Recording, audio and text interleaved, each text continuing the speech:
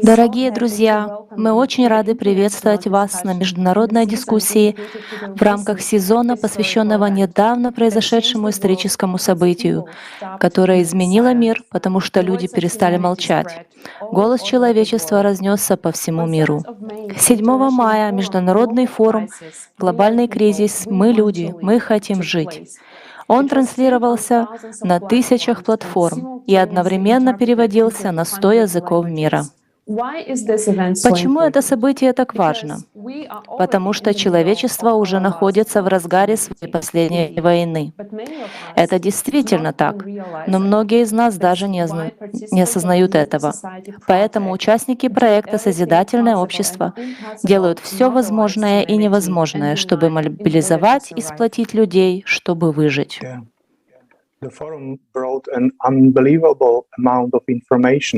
Верно.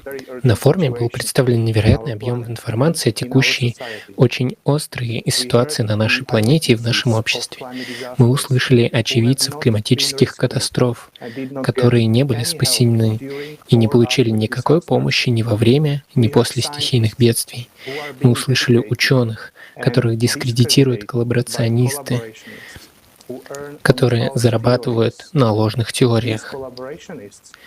Эти коллаборационисты не дают общественности узнать об истинной причине изменения климата и катастрофах, которые вскоре могут стереть нас с лица Земли.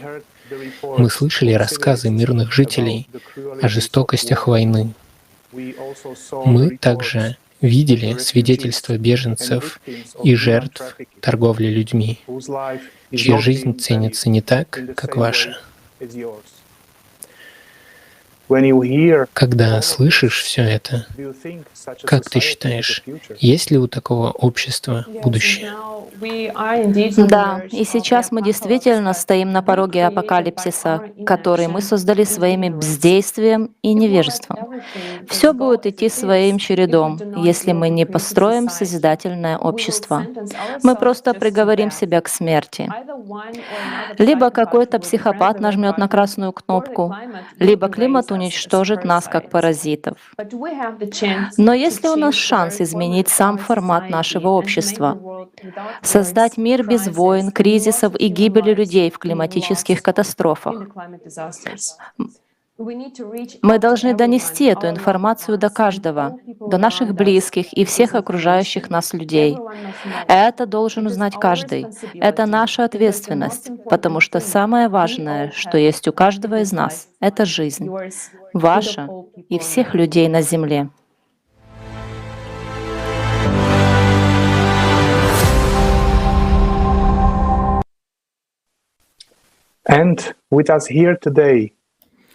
И сегодня с нами люди, которые сделали свой выбор не оставаться равнодушными к происходящему и высказать свое мнение. Эти люди — настоящие герои, которые поняли, что молчать больше нельзя. Они поняли, что мы больше не можем полагаться на тех, на кого мы рассчитывали, и ждать, пока они все исправят за нас. Но мы должны взять на себя ответственность и начать действовать. Наши дорогие гости решили внести свой вклад в построение созидательного общества как единственного выхода из нынешнего кризиса. Мы хотели бы представить наших уважаемых гостей. Во-первых, позвольте представить Асту Якубсон. Она стала информационным партнером Всемирного форума «Глобальный кризис. Мы люди, мы хотим жить». Аста модельер, удостоенный множества наград, а также международный наставник по достижению успеха и взаимоотношениям энергетической целитель. Спасибо за приглашение. У нас в гостях также Салах из Египта, он также информационный партнер форума «Глобальный кризис. Мы люди, мы хотим жить». Салах — хирург, врач, он писатель, эксперт по развитию, предприниматель и, как мы недавно узнали, пианист. Добро пожаловать, Салах. Здравствуйте, как поживаете? Спасибо, что пригласили меня. Спасибо, что вы с нами. У нас в гостях также Стивен из Уганды. Стивен также является информационным партнером глобального форума «Глобальный кризис. Мы люди, мы хотим жить». Он исполнительный директор компании Кен, помогающий беженцам из Южного Судана. Добро пожаловать, Стивен.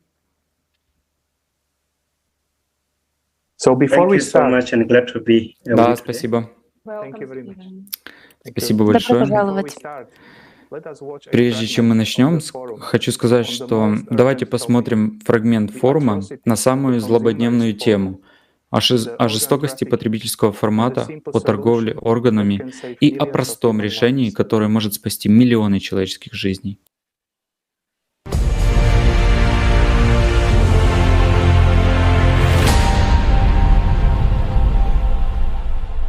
Миллионы людей в мире умирают, так и не дождавшись своей очереди на пересадку органов. В одном только Китае в листе ожидания 1,5 миллиона человек. В США в среднем 17 человек в день умирают, так и не дождавшись донора. Новую почку, самый востребованный орган, приходится ждать от 3 до 5 лет. В Индии ее получают только 3% нуждающихся. Скажи, что будешь делать, если орган для пересадки понадобится тебе или твоим близким? Уверен, что дождешься своей очереди. Вот какими варварскими методами сегодняшнее потребительское общество решает эту проблему. Каждый час на черном рынке продается одна почка. Живых детей, как конструктор, разбирают на запчасти, чтобы заработать до 1 миллиона евро на органах. А ты спокоен сегодня, когда твой ребенок на улице?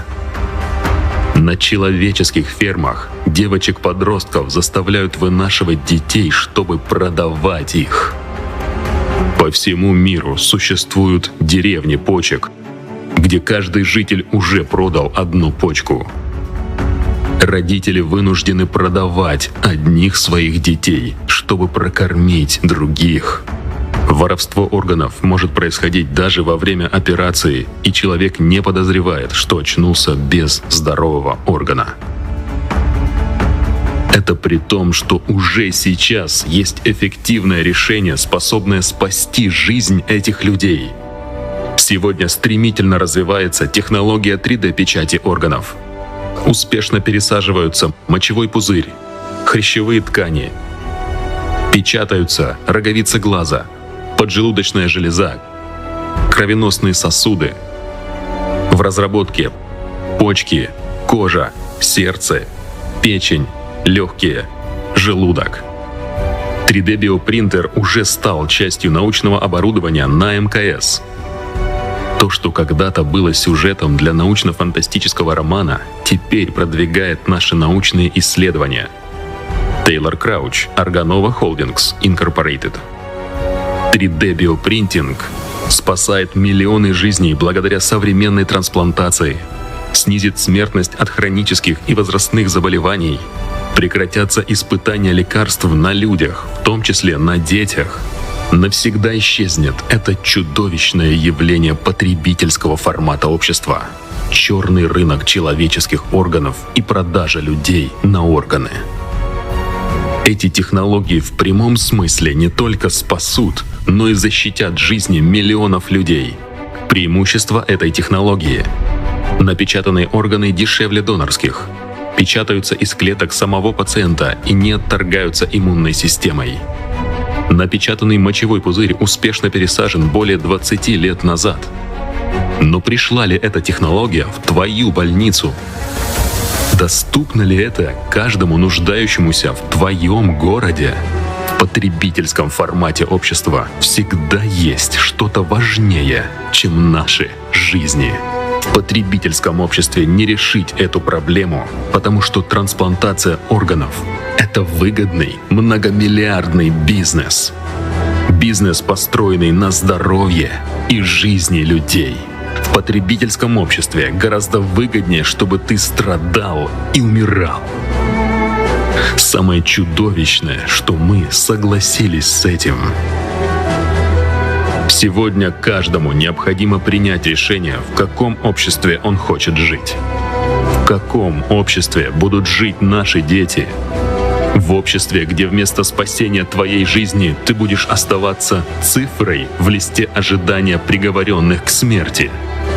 Надеяться на свое спасение ценой здоровья или жизни другого человека, где тебя самого разберут на запчасти ради чьей-то выгоды, или ты будешь строить созидательное общество, в котором передовые технологии гарантированно будут стоять на защите твоей жизни и жизни твоих детей. Общество, в котором не будет ничего ценнее человеческой жизни, твоей жизни.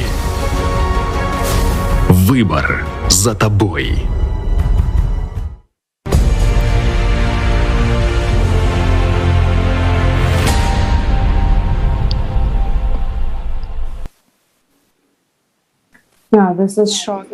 Да, это шокирует. Прошла неделя с момента проведения форума, но понимания все еще такие яркие, потому что это задело за живое, потому что люди озвучили важнейшие вопросы, которые волнуют всех. И месяцы работы людей со всего мира, невероятные исследования, более 11 часов информации, которая была представлена. Невозможно было обработать в одиночку. Теперь она стала доступна для всех, и только от нас зависит, как быстро теперь все люди узнают об этом, и что мы будем делать с этой информацией дальше. Итак, друзья, я хотела бы узнать о ваших впечатлениях после просмотра форума. Может быть, вы, Салах, поделитесь, какие темы и информация больше всего затронули лично вас?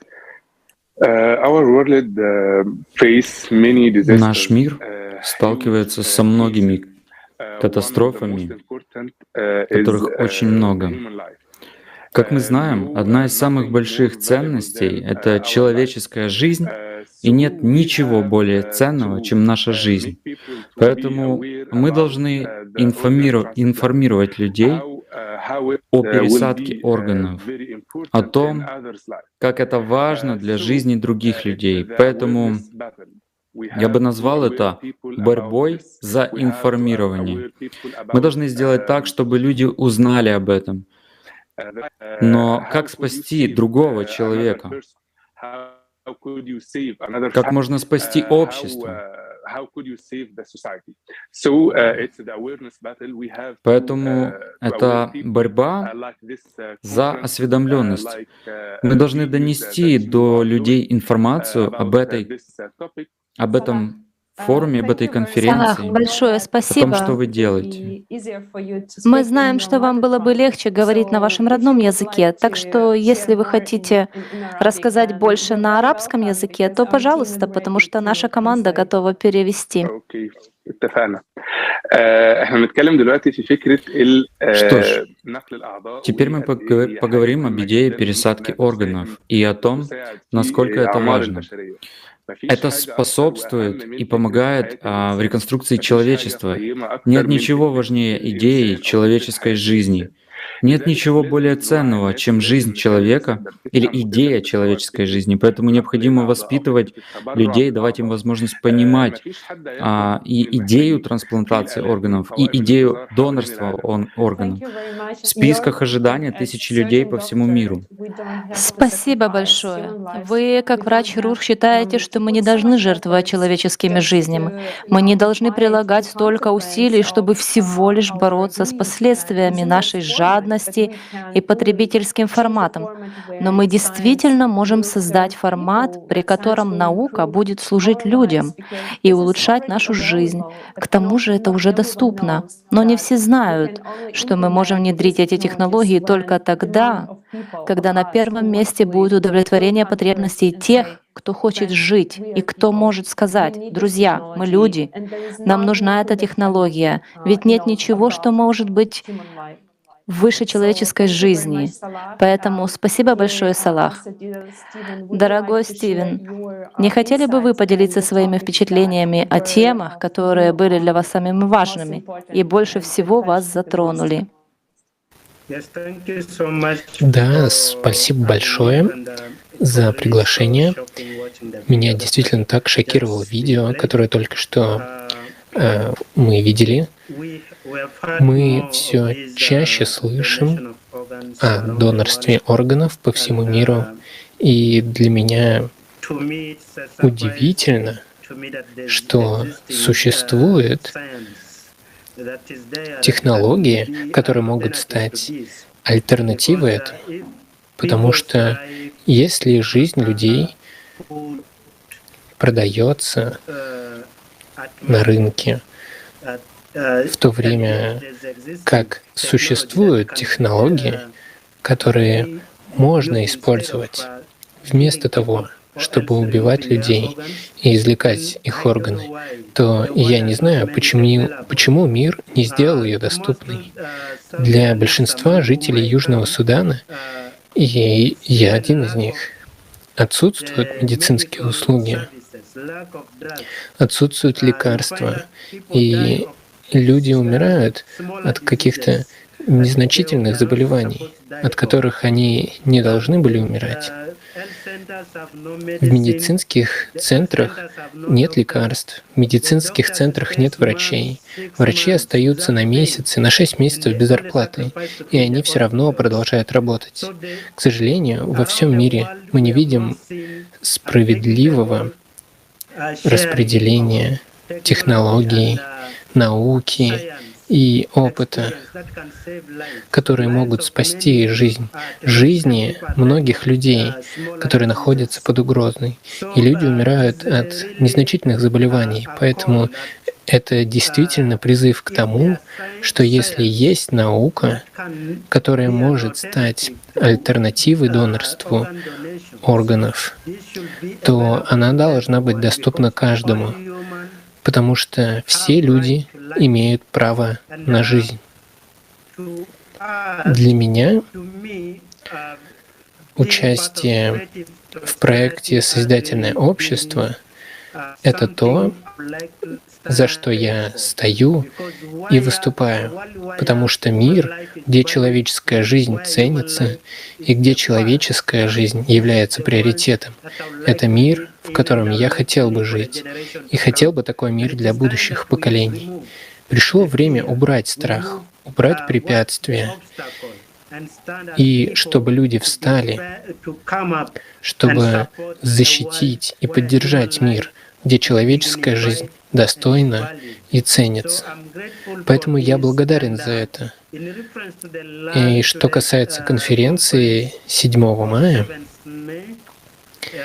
то это было действительно великое событие, которое изменило мое восприятие. Оно вновь укрепило мою веру в созидательное общество, потому что все, что обсуждалось, это реалии мира, в котором мы живем сегодня. И эти реалии должны быть донесены до мира, чтобы мир проснулся. Мы должны проснуться, чтобы мы могли создать этот мир созидательного общества, где мы сможем жить как люди, которых ценят независимо от расы, религии, национальности, вне зависимости от того, кто мы, потому что мы люди, а человечность превосходит все. Большое спасибо. Да, большое спасибо, Стивен. Это было очень трогательно. Вот как это выразить? Во многих странах, к сожалению, люди страдают, потому что здоровье человека стало предметом для бизнеса. Знаете, а если это невыгодно, то это и неинтересно. И вот здесь созидательное общество может очень помочь, потому что в созидательном обществе каждый человек на Земле имеет право на бесплатное медицинское обслуживание, где бы он ни находился на планете. Так что спасибо вам большое за ваш очень ценный вклад. И также, Аста, пожалуйста, поделитесь с нами тем, что вас больше всего тронуло во время просмотра конференции. Спасибо. Спасибо вам большое. Стивен прав. Просто продолжать говорить и пробуждать всех, показывая, что происходит. Потому что в основном мы живем или хорошо, или не очень хорошо, но мы не видим глубины происходящего. Мы видим только внешнее, милые, красивые, отполированные картинки, которые нам показывают СМИ и все такое. Но на самом деле для меня, как энергетического целителя, очень важно, когда начинается эта болезнь, когда это происходит. Знаете, каждая возникающая болезнь каким-то образом начинается. Как правило, не с правильного образа жизни, стресса и всего такого. На самом деле это очередное зарабатывание денег, как будто кто-то специально отравляет нас, чтобы мы не были здоровыми, а потом шли лечиться, и наше состояние улучшат, дав таблетку или что-то еще. Поэтому я бы очень хотела изменить ситуацию, а также спросить, почему мы дожидаемся момента, когда нам нужна операция. Вы знаете, это действительно здорово, что вы это показываете. Но на самом деле это было очень страшно, потому что для меня видеть кровь, ну, я не очень хорошо это воспринимаю. Но действительно нужно показывать, что если мы не начнем заниматься здоровьем и думать о том, что мы делаем, что мы едим, откуда это все берется, нам будут нужны операции. Но представьте, если мы все будем так замечательно здоровы, никто не будет зарабатывать на лекарствах и тому подобном. И им не нужен будет этот черный рынок, если мы не будем в нем нуждаться. Поэтому, как энергетический целитель, я каждый день кричу: давайте постараемся сами стать здоровее, потому что никто другой о нас не позаботится, только мы сами. И если мы сделаем себя и свою семью здоровее, может быть, будет немного легче, и, может быть, нам не нужно будет ходить к врачам. И существует много разных способов для выздоровления, не только таблетки, не только энергетическое исцеление. Это могут быть технологии, которые вы показываете. Это просто потрясающе. Я и не знала об этом. Это удивительно. Спасибо вам большое, что вы об этом говорите. Но давайте сначала посмотрим, что мы можем сделать сами для себя. Возможно, нам это никогда не понадобится, но в конце концов, мне нравится эта идея, и многие люди уже жертвуют свои органы, когда уходят из жизни. И если вы заботитесь о своем организме, ваши органы, может быть, очень полезны для других людей, когда вы уходите. Да, спасибо большое. Вы абсолютно правы, что нам нужно вылечить эту болезнь, которая называется потребительским форматом. Форматом, где не важна жизнь человека, где на первом месте бизнес. Поэтому действительно необходимо ее искоренить. Но есть и другая реальность, с которой мы сталкиваемся.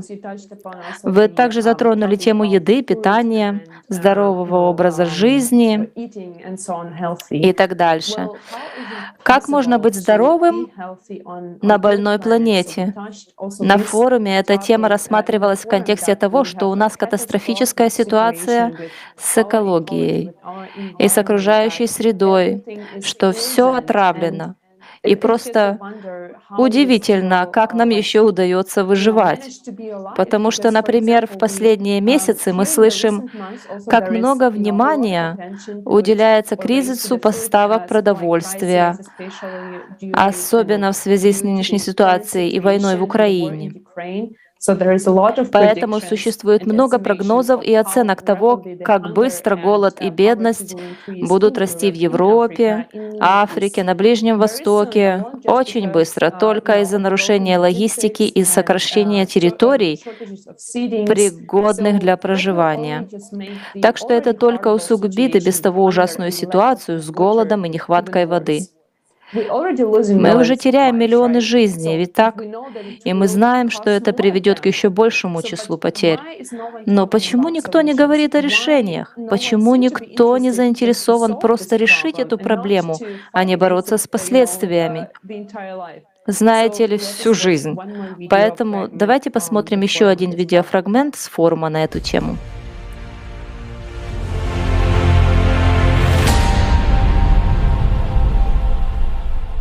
Каждую ночь 811 миллионов человек ложатся спать голодными. И уже 38 стран мира находятся на грани голода. Мы живем во времена нестабильности, пандемий, экономических кризисов, климатических катастроф, военных конфликтов.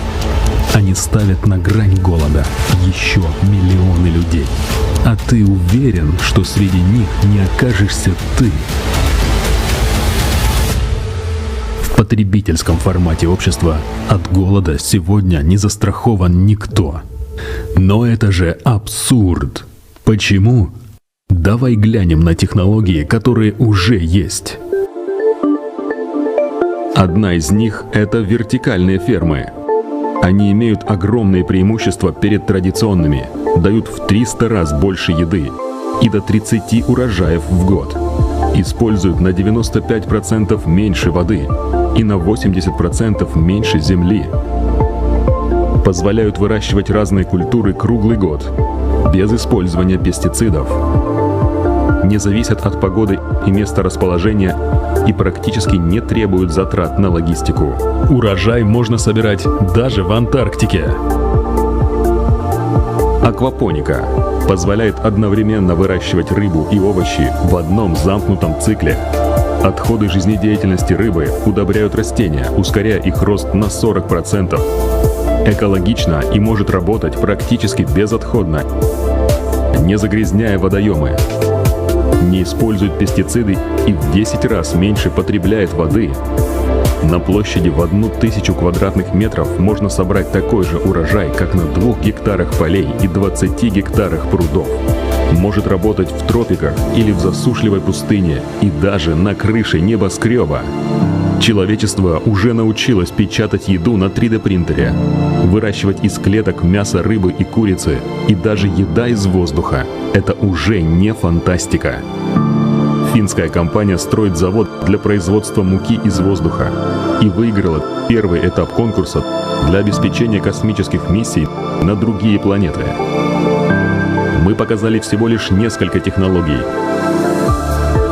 но даже они уже могут решить проблему голода раз и навсегда. Развитие и внедрение таких технологий в инфраструктуру городов повсеместно обеспечит человека едой, независимо от кризисов и катастроф.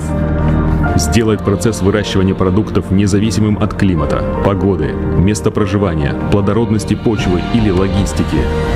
В потребительском обществе голод — это перспектива каждого.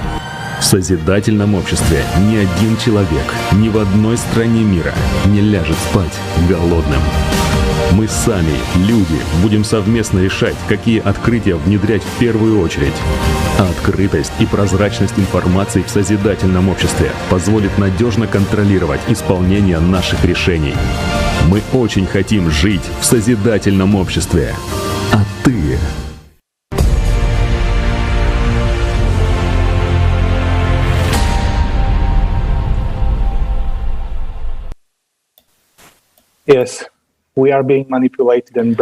Да, нами манипулируют и промывают мозги во всех сферах нашей жизни. Мы боремся друг с другом. Кризис водоснабжения и снабжения продовольствием будут только усугубляться, в результате чего все больше людей окажутся за чертой бедности.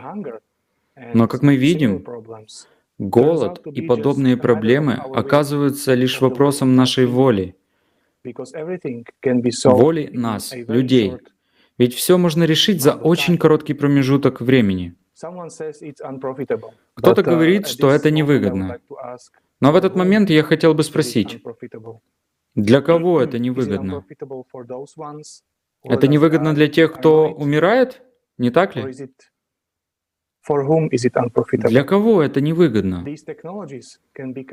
Эти технологии могут стать нашей реальностью, когда мы объединимся. И когда мы завершим первый этап внедрения созидательного общества, то есть 50% населения в каждой стране начнут говорить об этом, согласятся с этим, и изберут кого-то или какой-то субъект, который возьмет на себя ответственность и внедрит 8 основ созидательного общества в Конституцию страны, и это путь к тому, чтобы человеческая жизнь была гарантирована, а технологии работали для всех. Сейчас, наверное, я хотел бы попросить нас просто продолжить нашу дискуссию. Какие у вас есть мысли или какие ваши соображения, предложения, когда вы знаете, что у нас есть такие технологии, что нам нужно сделать для того, чтобы, скажем так, донести эту информацию до людей? Потому что мы знаем, что люди могут принимать решения только в том случае, если они проинформированы. Да, это удивительно. Когда вы показываете все эти таблицы, а это именно то, что у меня дома, в маленьком дворике, у меня нет почти зеленой травы, она скашена. Я ставлю свою теплицу и сажаю свои овощи. Я хочу использовать каждый маленький кусочек. И я живу в городе. Я хочу использовать каждый кусочек. А до этого я жила в квартире, и у меня была еще одна маленькая теплица. Знаете, я смогла это делать, мы можем это делать, если захотим, если мы захотим. И если все, знаете, это не насытит большую семью в полной мере, но все равно это показывает детям, что это нормально выращивать немного овощей своих, и что это вкусно, если ты это делаешь сам. И я так счастлива, что нахожусь с вами и разговариваю здесь с вами, потому что на самом деле, как успешный человек и лайф-коуч, я знаю, что наш мозг работает немножко по-другому, немного сложнее, чем нам хотелось бы. На самом деле, чтобы запомнить и действительно понять какую-то важную информацию, человек должен услышать ее как минимум 7 раз. Поэтому мы должны продолжать говорить об этом. Мы не должны говорить: «Ну, я же говорил тебе в прошлом месяце, почему ты не помнишь?» Нет, никогда не прекращайте говорить об этом, потому что, может быть, в 7-й раз будет так. Подожди-ка, они тут о чем-то говорят. Может быть, я послушаю? И именно так и происходит. Мы слышим так много информации, так много правды, так много лжи. И иногда мы игнорируем много важных вещей, вот как сейчас. Поэтому я бы просто сказала: давайте не сдаваться, давайте не будем молчать и действительно пробуждать себя, наше окружение, наше общество. И давайте надеяться, что с 7-го или 10-го раза они услышат нас и проснутся. Да, спасибо. Спасибо. И поэтому в основном волонтеры по всему миру стараются поддерживать эту хорошую волну, которая пришла после просмотра недавней конференции, потому что только, как вы очень правильно сказали, только когда вы говорите об этом, продолжаете говорить об этом, только в этом случае люди начинают замечать это и начинают обращать на это внимание. И только таким образом мы сможем, как мы уже говорили, добраться до их сердец. Я также хотел бы спросить Стивена. Как мы видели, вертикальные гидропонные фермы могут сделать эволюционный скачок в уровне жизни и решить проблему голода, особенно в Африке. Поэтому я хотел бы спросить вас, понимают ли люди в вашем окружении вот этот момент сейчас, что это действительно зависит от каждого из нас, чтобы изменить ситуацию и сделать это, а не полагаться на кого-то? Большое спасибо. Да, недавняя конференция, которая состоялась 7 мая, меня порадовала тем, что на ней были приведены статистические данные всемирной программы с количеством голодающих людей. И я хотел бы обратить внимание на то, что эта реальность, мира и в той местности, где мы живем. Беженцы действительно пережили голод. Я могу сказать, что во время COVID-19 норма продовольствия, которое беженцы получают ежемесячно, сократилась почти до 60%. И беженцы получают меньше еды, на которую они не могут реально рассчитывать, чтобы выжить. Например, один человек получает 7 килограмм кукурузы на целый месяц, чтобы продержаться целый месяц. Что-то вроде 0,8 литра масла для приготовления пищи, чтобы хватило на месяц. Также что-то около 7 килограммов бобов на месяц для всей семьи, состоящих из 2 или 3 человек. Этого количества недостаточно на такой срок. В общине, где мы живем, принимающая община не одобрила выделение дополнительной земли для беженцев, где они могли бы заниматься земледелием, фермерством и другим хозяйством. Поэтому беженцы живут на предоставленной земле, на которой они строят свои дома. То же пространство они должны использовать и для выращивания еды. И этой земли да, и этой земли на самом деле недостаточно. Так что созидательное общество говорит об объединении людей, отказавшись от всех этих разделений, для того, чтобы люди могли прийти на землю собратьев и жить в одном обществе, как единое целое. Так что беженцы, живущие в отдаленных районах, могут не найти этого пространства для новых технологий, которые там практикуются. Однако это отличная идея. Это новая технология, которую мы можем получить и для того, чтобы поддержать беженцев, чтобы они могли производить собственные продукты питания на небольшом участке земли, который у них есть. Так что проблемы с продовольственной и сельскохозяйственной организацией ООН реально мы видим, что по всему миру выделяется больше средств на распределение продовольствия. Даже сейчас, во время нашей дискуссии, в мире есть множество людей, которые не в состоянии прожить дольше 1 месяца, пока они ждут следующего поступления продовольствия. И у них нет других вариантов, и у них нет другого участка земли, где бы они могли бы заниматься сельским хозяйством. А их дети не доедают, целые семьи голодают. Они становятся травмированными. И по этой причине они употребляют алкоголь, проходят через множество психосоциальных проблем. И все это приводит к снижению продолжительности их жизни. Так что проблема продовольствия — это реальность. Но если есть технологии, которые помогут помочь людям действительно разрабатывать свои собственные продукты питания, выращивать свою собственную пищу, чтобы они не страдали от голода, то это тот мир, который нам нужен. Нам нужно, чтобы это было доступно всем. Эта технология должна быть известна каждому, чтобы мы могли бороться с голодом. Потому что такова реальность в поселении беженства, где мы живем. Спасибо большое.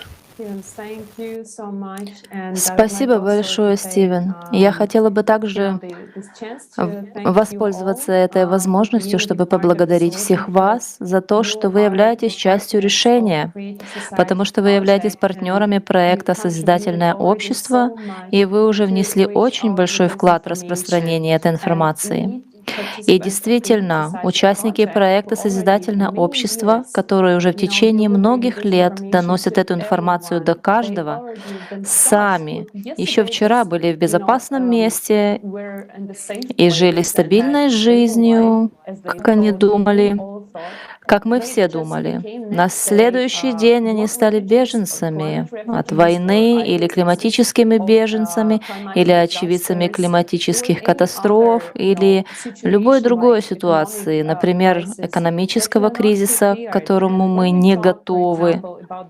И когда мы говорим, например, об этих технологиях, которые уже реально существуют, это не какая-то научная фантастика.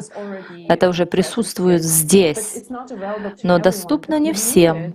И нам нужно, чтобы в ближайшем будущем это было внедрено повсеместно, потому что климат просто разрушает всю привычную жизнь, которая у нас есть. Мы наблюдаем, как быстро она меняется. А мы не так быстро адаптируемся, потому что наше внимание направлено на бизнес, на выживание в повседневной жизни, но мы не смотрим, что будет завтра.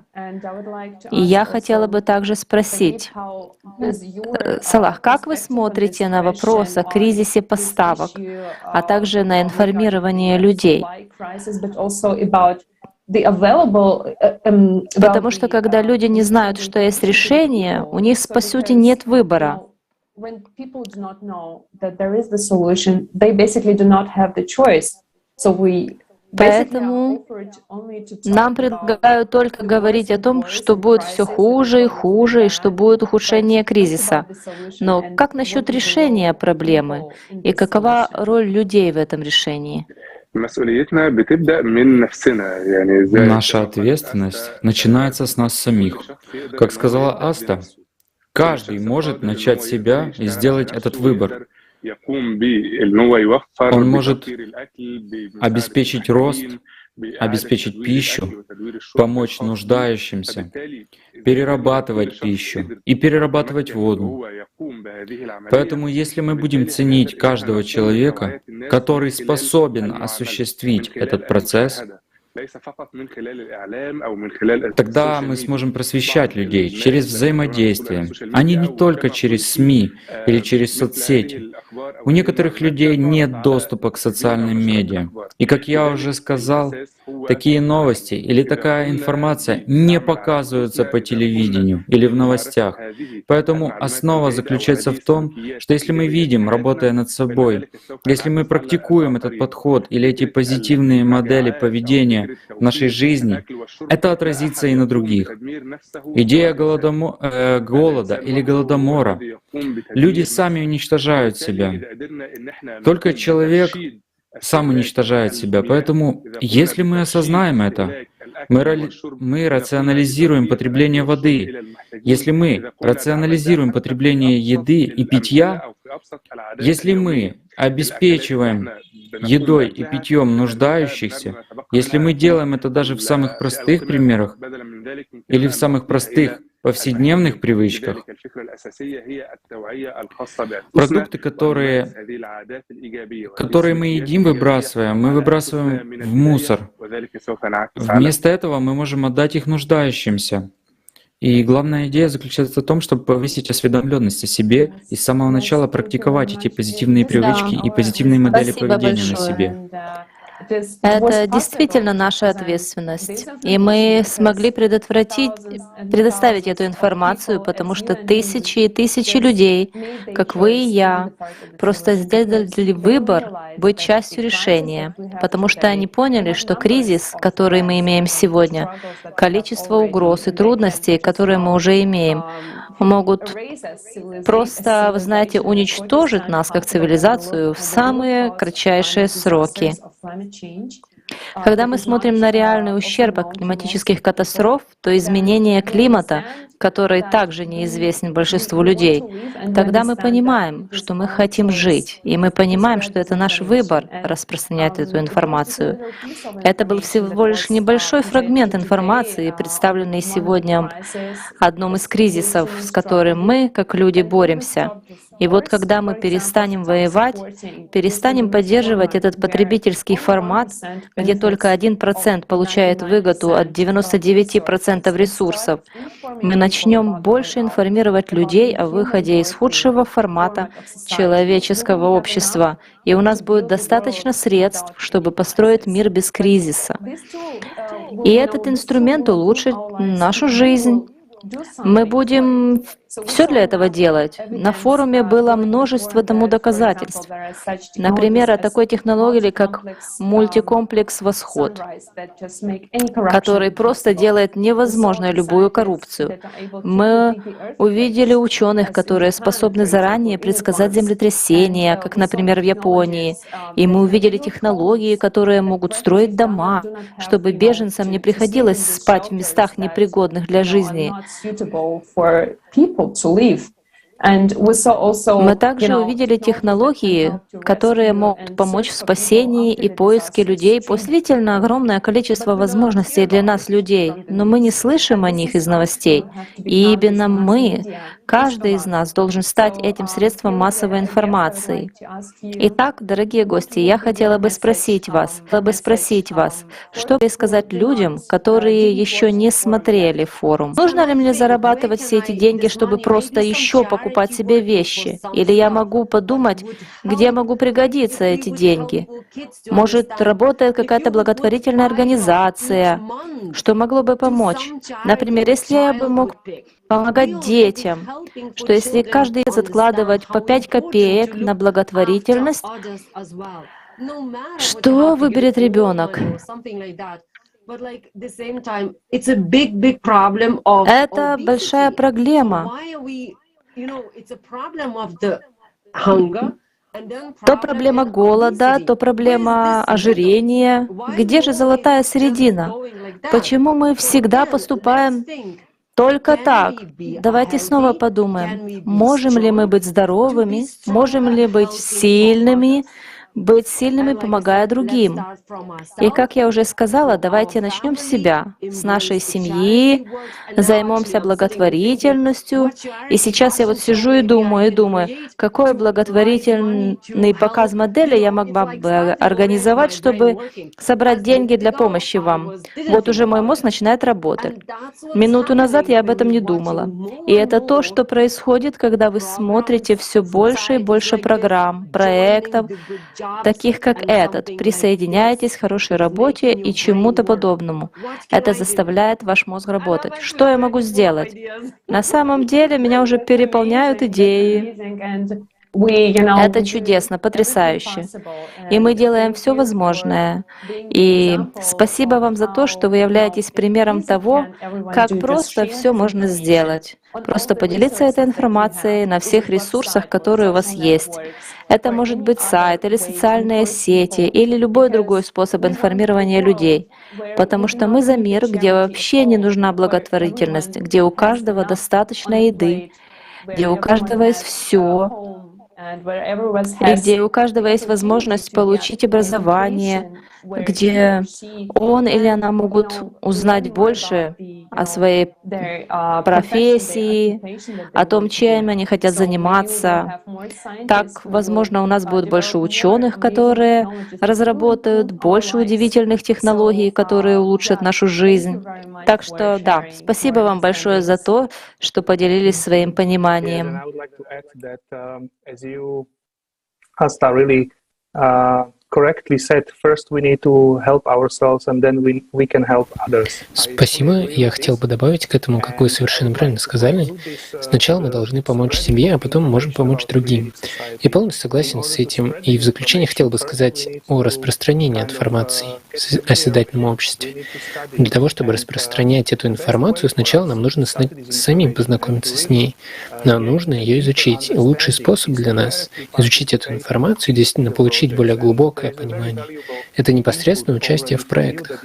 И ваш вклад как партнеров глобального форума очень ценный. Это очень важный шаг. Общаясь с людьми, человек получает более полное представление о том, о чем он говорит. И таким образом, говоря на языке, понятным людям, можно очень эффективно донести эту информацию до каждого. Поэтому я также хотел бы предоставить возможность Стивену сказать в заключение несколько слов всем людям о своих осознаниях.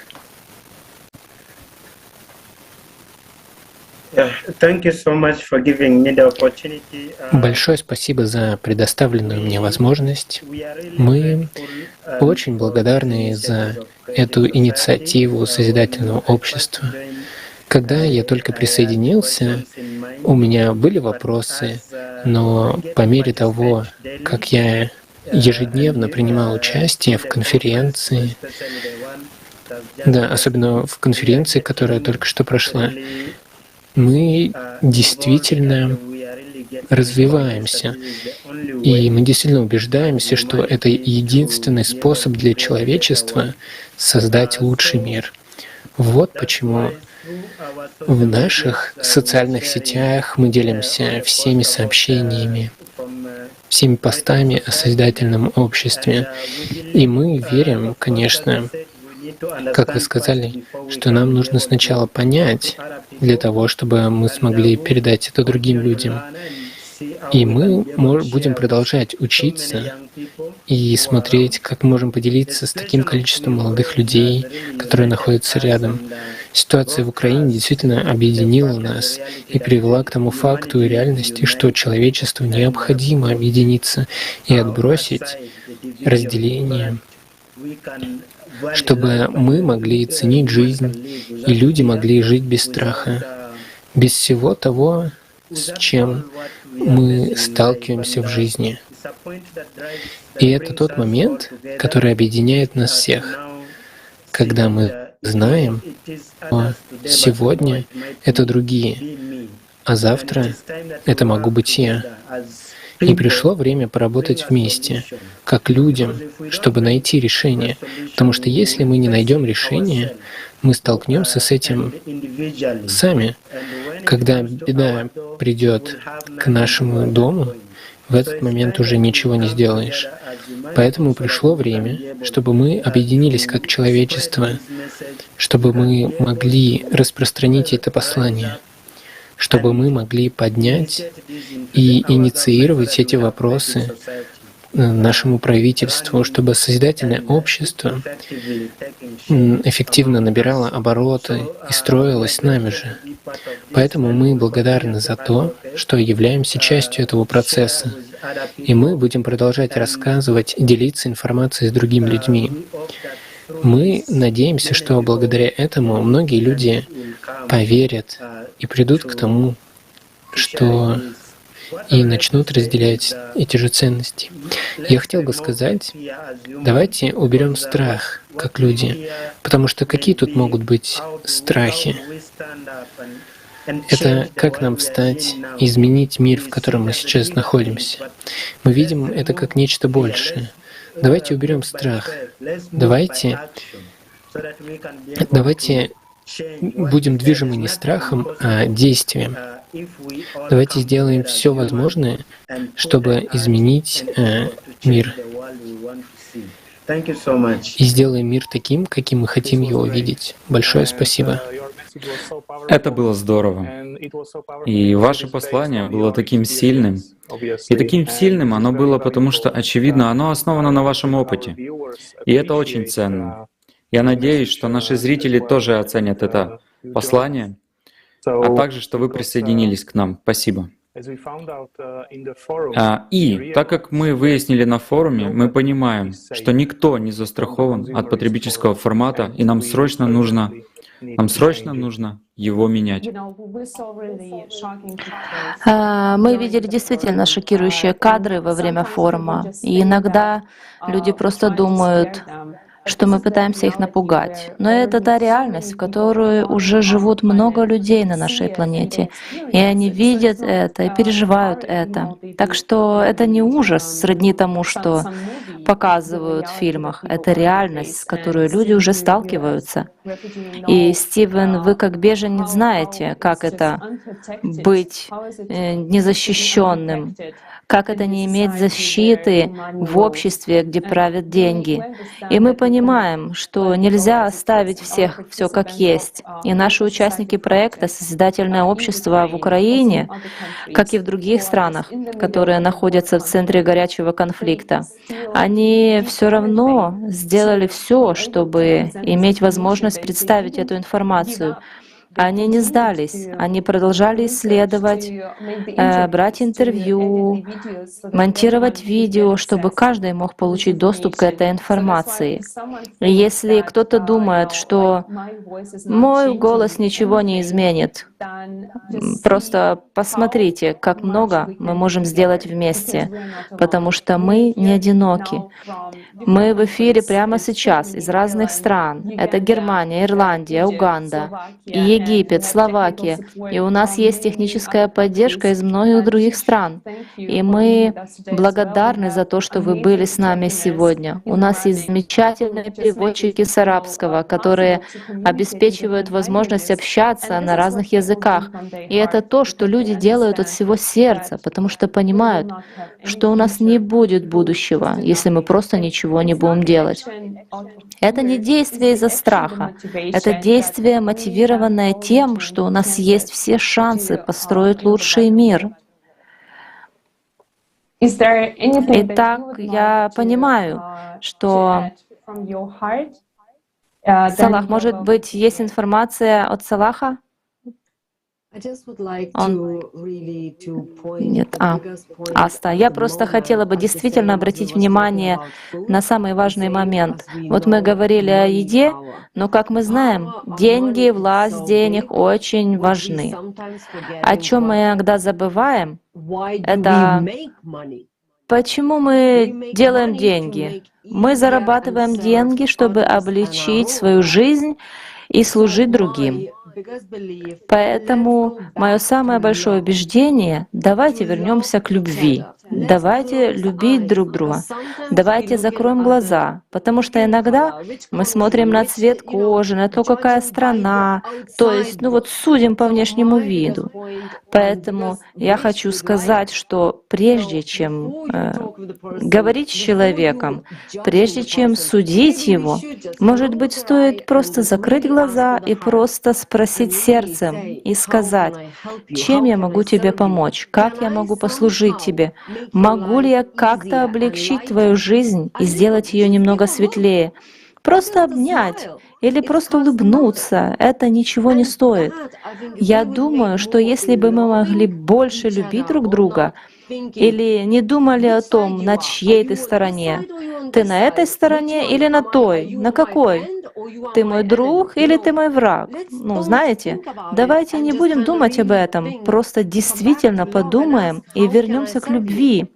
И спросим, как я могу служить тебе, независимо от того, на чьей ты стороне. Потому что если я нарисую цифру 6 между собой и человеком, с которым я разговариваю, и мы поспорим, то человек будет видеть 9, а я буду видеть 6. И мы будем спорить об одном и том же. Но по сути мы будем правы оба, потому что мы видим ситуацию с разных сторон. Так что каждая сторона может быть правой для себя. Так что нам нужно понять, как бы поставить эту цифру так, чтобы всем было удобно.